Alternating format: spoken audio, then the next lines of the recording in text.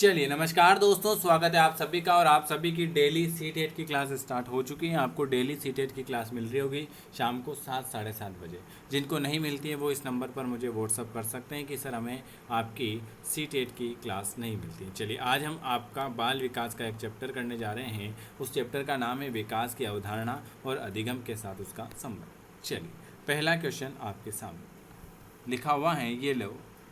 पहला क्वेश्चन कि श्रीमती कुमार का पहला बच्चा 10 महीने में चलने लग गया और उनका दूसरा बच्चा अब 12 महीने का है और अभी भी नहीं चल रहा है। वह दुखी या चिंतित है, क्यों? पहले नंबर का answer. Very good. Shrimati Kumar का पहला बच्चा 10 महीने में चलने लगा, उनका दूसरा बच्चा 12 महीने का है और अभी भी नहीं चल रहा है। तो वह इसलिए दुखी या चिंतित हैं क्योंकि वह जानती हैं कि चलने के विकास के लिए वह सामान्य समयबद्ध के अंदर है। ऑप्शन आपका डी वाला आ जाए। अगले नंबर का क्वेश्चन क्या लिखा हुआ है?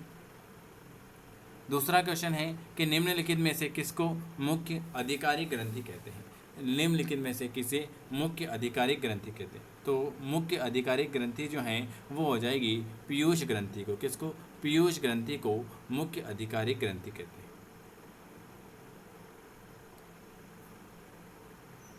अगले नंबर का क्वेश्चन क्या लिखा हुआ?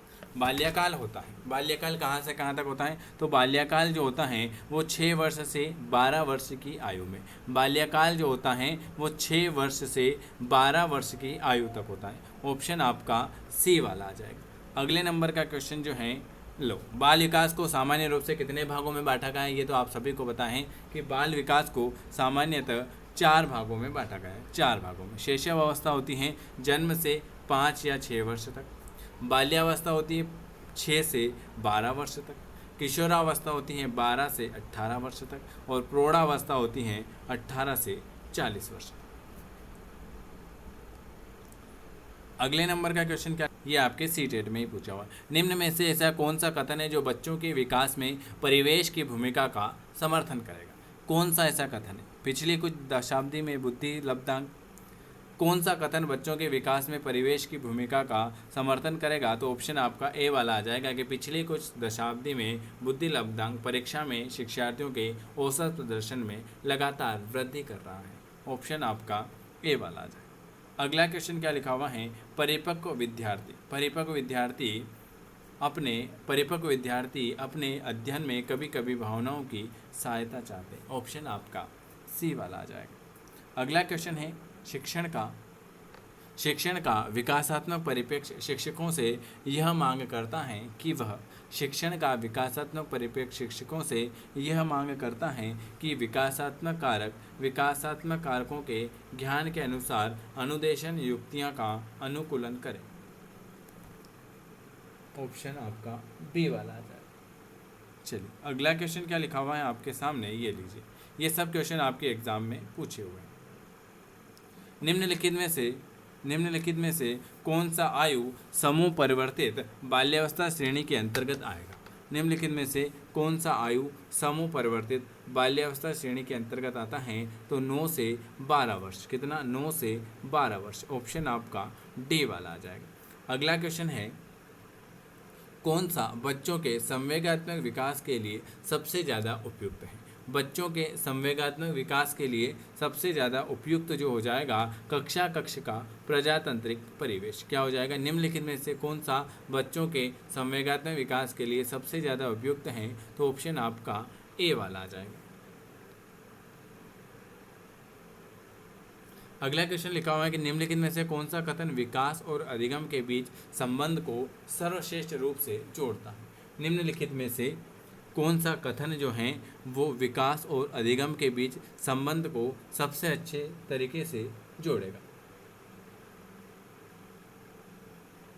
Very very good. 11th number का बिल्कुल आपका आंसर सही आ चुका। ये सी टेट में पूछे हुए सब क्वेश्चन। निम्नलिखित में से कौन सा कथन विकास और अधिगम के बीच सहसंबंध को सबसे अच्छे रूप से जोड़ेगा? तो ऑप्शन आपका आ जाएगा अधिगम और विकास एक जटिल तरीके से अंत संबंधित है। अगले नंबर का क्वेश्चन आपके सामने लिखा हुआ है, ये लीजिए। चरित्र का विकास होता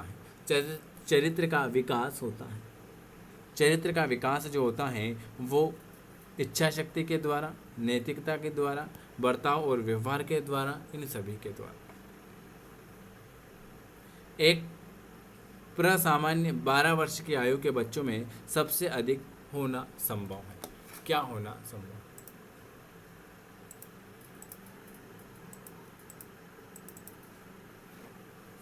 वेरी गुड। एक प्रसामान्य 12 वर्ष की आयु के बच्चों में सबसे अधिक होना क्या संभव है? वेरी गुड, डी वाला, समकक्षी के अनुमोदन के लिए बेचैन। चलिए अगला क्वेश्चन क्या लिखा हुआ है आपके सामने। अल्पवयस्क बच्चों के अधिगम में अभिभावक की भूमिका होना चाहिए। अल्पवयस्क बच्चों के अधिगम में अभिभावक की भूमिका कितनी होनी चाहिए? तो अग्र सक्रिय होनी चाहिए। क्या होनी चाहिए? अग्र सक्रिय होनी चाहिए। अगला क्वेश्चन है, बचपन का सांप्रतिक दृष्टिकोण की मान्यता क्या है?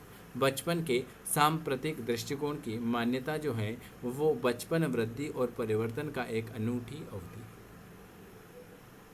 विकास के किस काल को अत्यधिक दबाव और तनाव का काल कहा जाएगा?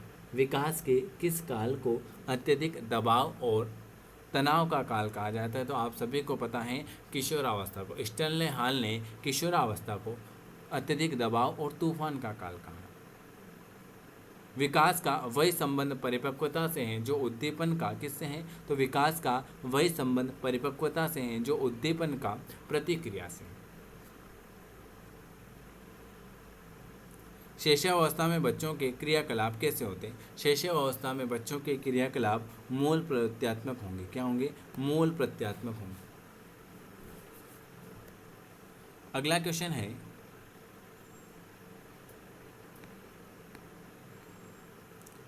स्वकेंद्रित अवस्था होती है। स्वकेंद्रित अवस्था जो होगी वो 3 से 6 वर्ष तक होगी। माँ बाप के साय से बाहर निकलकर अपने साथी बालकों की संगत को पसंद करना, वो है पूर्व किशोरावस्था। ये आज मैंने आपको 20 क्वेश्चन करवाए हैं और देख लेते हैं आगे क्वेश्चन। आपके लिए CTET के लिए नोट्स अवेलेबल हैं जिसमें आपको मिलेगा 1000 क्वेश्चन, 5000 क्वेश्चन मिलेगा हिंदी, मैथ्स, EVS, संस्कृत, बाल विकास और CTET के 2011 से 2019 तक के ओल्ड पेपर। ये सारा स्टडी मटेरियल जो है 5000 क्वेश्चन तो ये और 2011 से 2019 तक का ओल्ड पेपर अभी मिल रहा है 199 में। तो अगर आप चाहें तो इसे परचेस कर सकते हैं। आप इस दिए हुए नंबर पर मैसेज करके इसका डेमो भी देख सकते हैं। ये आपको तुरंत PDF फाइल में मिल जाएगा। तो आप चाहें तो इसे परचेस कर सकते हैं। वीडियो कैसा लगा कमेंट करके ज़रूर बताएं। वीडियो देखने के लिए धन्यवाद।